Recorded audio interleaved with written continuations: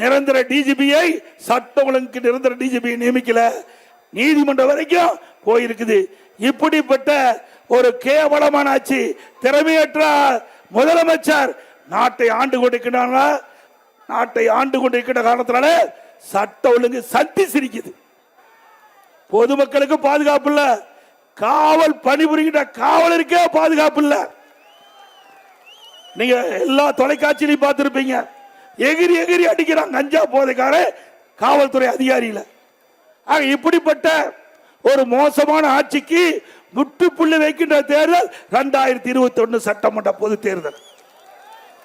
இந்த ஆட்சியில டாஸ்மாக் ஊழல், ஒரு பாட்டிலுக்கு 10 ரூபா.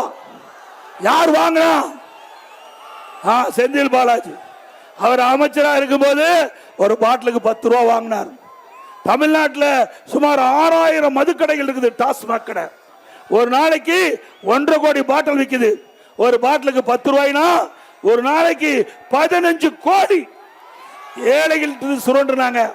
இந்த பணம் பூரா மேலிடத்துக்கு போதுங்கிறாங்க.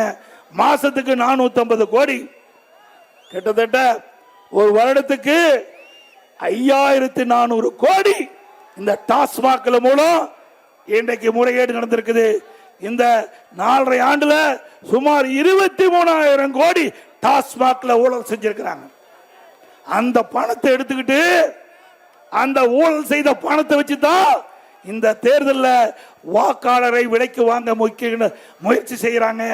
வாக்காளர் பெருமக்கள் தயவு செய்து அருள்வருந்து நீங்க உஷாரா இருக்க வேண்டும். கொள்ளையடித்த பணத்தை வைத்துக் கொண்டு மக்களை சந்திக்க இருக்கிறாங்க. நாங்கள் திட்டங்களை கொடுத்து மக்களை சந்திக்கிறோம். அண்ணா திமுக ஆட்சியில் என்னென்ன சாதனை செய்தோம் என்று சொல்லி கூட சந்திக்கிறோம். திமுக அப்படி சந்திக்கல, சொல்றதுக்கு எதுவும் இல்ல, செஞ்சா தானே சொல்றதுக்கு. சட்டில் இருந்தா தானே ஆப்பையில வரும். இந்த ஆட்சியில் எதுவுமே செய்யலையே. அண்ணா திமுக ஆட்சியில் ஒரே வருடத்தில் 11 அரசு மருத்துவக் கல்லூரி மருத்துவமனை கொண்டாந்தோம்.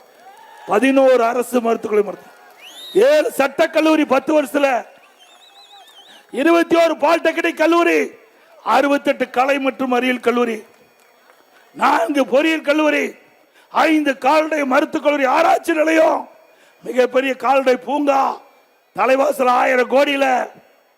இப்படி பல கல்லூரிகளை திறந்து கற்போட எண்ணிக்கை உயர்த்தணும். பட்ட படிப்பு படிக்கின்ற மாணவருடைய எண்ணிக்கை உயர்த்தணும். மத்திய அரசு நிர்ணயித்த அந்த 2030 அடைய வேண்டிய இலக்கை 2019 நாங்கள் 20 அடைந்தோம்.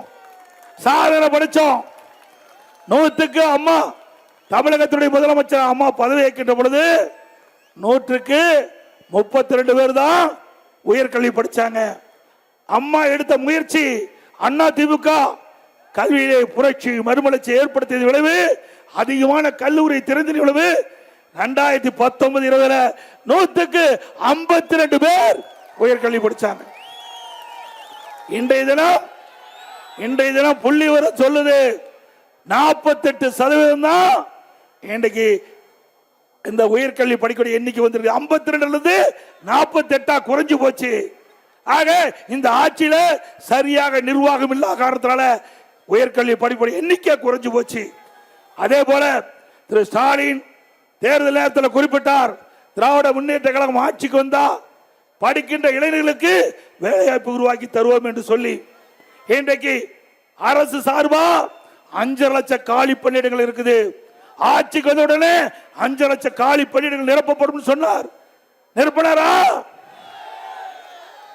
இதுவரைக்கும் 1 லட்சம் பேர் தான் நிரப்பியிருக்க சொல்றாரு. 1 லட்சம் பேர் பணி ஓய்வு பெற்றுட்டாங்க. அவர்கள் ரிட்டையர் ஆயிட்டாங்க. 1 லட்சம் பேர், அந்த 1 லட்சம் பேர் தான் நியமிச்சிருக்காரு. ஆனா கொடுக்கப்பட்ட வாக்குறுதி 5 லட்சம் பேர் நியமிப்பதாக. அப்படியே அரசு காலி பணியிடங்கள் அப்படியே இருக்குது. அதனாலதான் நிர்வாகம் சரியில்லை.